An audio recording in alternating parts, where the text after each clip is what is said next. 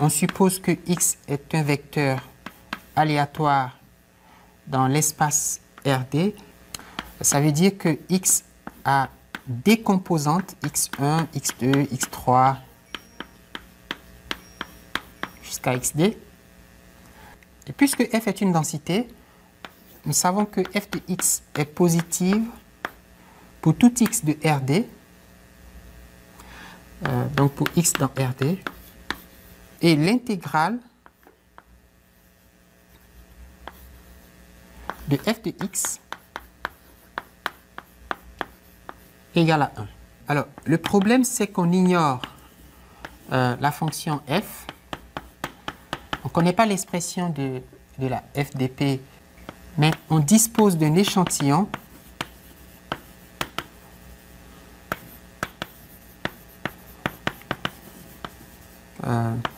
ensemble de n mesures indépendantes, etc. Et je vais appeler x1, x2, x3 jusqu'à xn une observation de ces n mesures. Bon, je vais mettre des flèches, comme ça on ne va pas se mélanger, parce que si je ne mets pas des flèches, donc x est un vecteur, j'observe le vecteur x1, et puis le vecteur x2, et puis le vecteur xn, et ce vecteur il a des composantes, et puis ce vecteur il a des composantes, etc. Alors, par exemple, si on se place dans R2, j'ai x1, puis j'ai x2, et donc b égale à 2. Mon échantillon, il peut ressembler à quelque chose comme ceci. 1, 2, 3, 4, 5, 6, 7, 8, 9, 10, 11, 12, 13, 14, 15, 16. n égale à 16 observations. Chaque observation est un vecteur de R2, donc il y a deux composantes. À partir de ces points, on voudrait pouvoir estimer la fonction densité du vecteur aléatoire x de RD. Alors pour ce faire, on va subdiviser l'espace R2, mais en général RD, en des cellules, ou ce qu'on appelle pavés.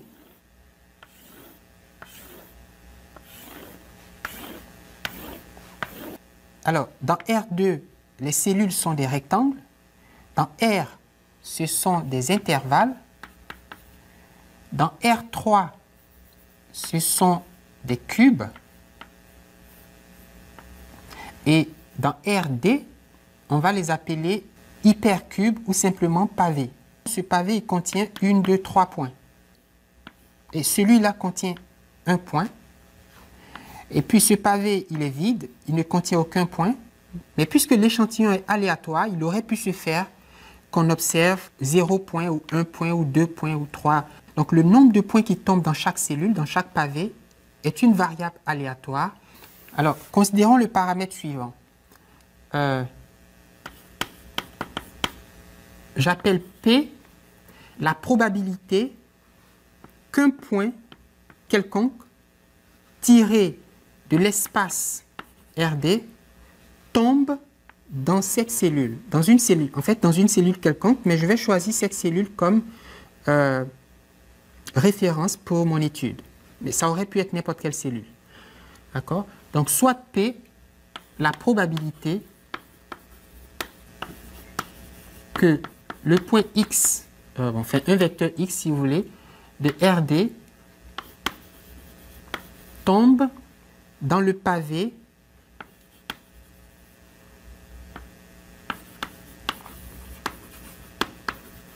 alors ce pavé, je vais l'appeler V. Donc c'est une région de R2, en général de RD, et j'appelle cette région V.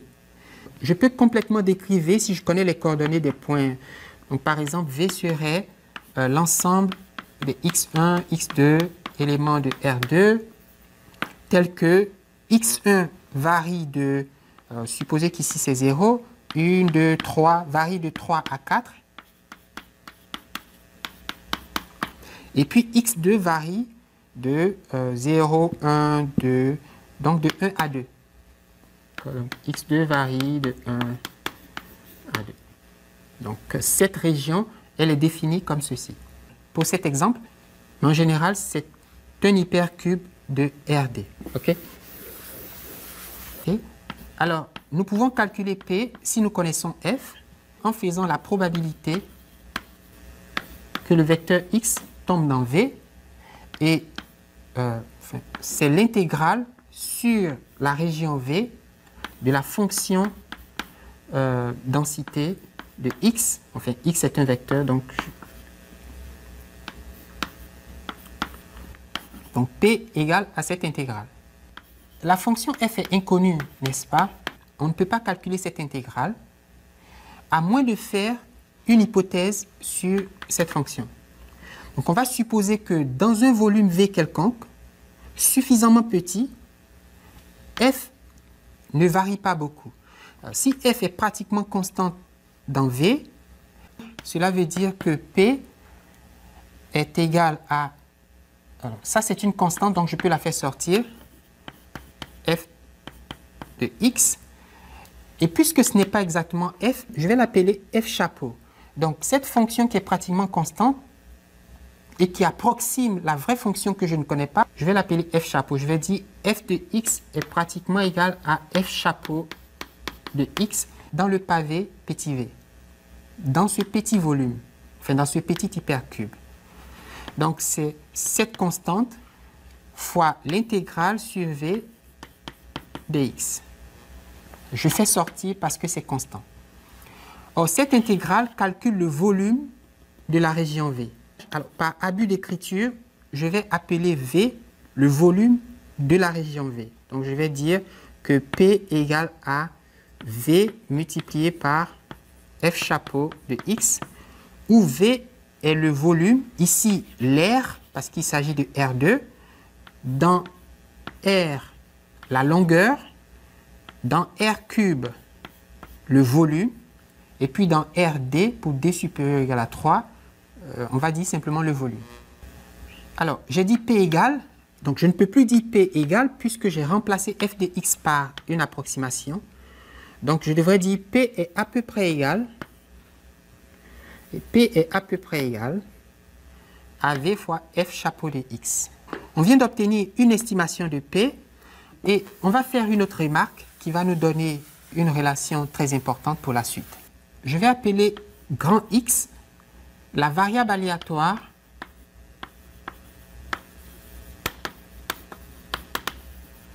qui comptabilise le nombre de points qui tombent dans le pavé V, dans cette région. J'ai fait voir que ce nombre, il est aléatoire, n'est-ce pas? Parce que ici, j'ai observé 3 points. J'aurais pu observer 2 points. En fait, j'aurais pu observer aucun point. J'aurais pu observer 5 points. Le nombre de points qui tombent dans la région V. Cette variable aléatoire, elle suit une loi de probabilité et on voit que c'est la loi binomiale. Pourquoi? Parce que chaque point peut tomber dans la région V ou ne pas tomber dans cette région. Donc, il y a 2 issues possibles. Si je prends un point quelconque de RD, que j'appelle X, ou je tombe ou je ne tombe pas. D'accord? 2 issues possibles. La probabilité de tomber, c'est P, qui n'est pas connu, mais qu'on vient d'estimer. Et le nombre de points, le nombre d'expériences, c'est N, puisque je tire au hasard N points. Donc, je dis que grand X suit une loi binomiale de paramètres N et P. N, le nombre de points, et P, la probabilité qu'un point quelconque tombe dans la région. Et 1 moins P, c'est la probabilité que le point ne tombe pas. Alors, question, quelle est l'espérance mathématique de X? Alors, l'espérance de X, on le sait, c'est N fois P. Donc, ça, c'est cours élémentaire de probabilité. Et l'espérance de X, ça veut dire le nombre de points, en moyenne, le nombre de points qui vont tomber dans V. Mais cette moyenne, nous pouvons l'estimer, n'est-ce pas? Nous pouvons l'estimer en comptant, pour un échantillon donné, le nombre de points qui tombent effectivement dans V. Je vais appeler K l'estimateur ponctuel de E de X. Donc, E de X, il peut être estimé par le nombre de points ici, j'ai observé 3 points, donc je dis K égale à 3. Donc, E de X, c'est égal à N fois P, mais E de X, c'est à peu près égal à K, estimateur ponctuel. Donc, je vais dire que K, c'est à peu près égal, parce que ce n'est pas égal, c'est pas exactement égal à E de X, à N fois P. Du coup, P, c'est à peu près égal à K divisé par N. N'est-ce pas? Donc, P est à peu près égal à K divisé par N. Je rappelle que K, c'est le nombre de points parmi les N qui tombent dans la région V. N, c'est le nombre total de points de mon échantillon. Et P, la probabilité qu'un point quelconque de RD tombe dans cette région est estimée comme K sur N.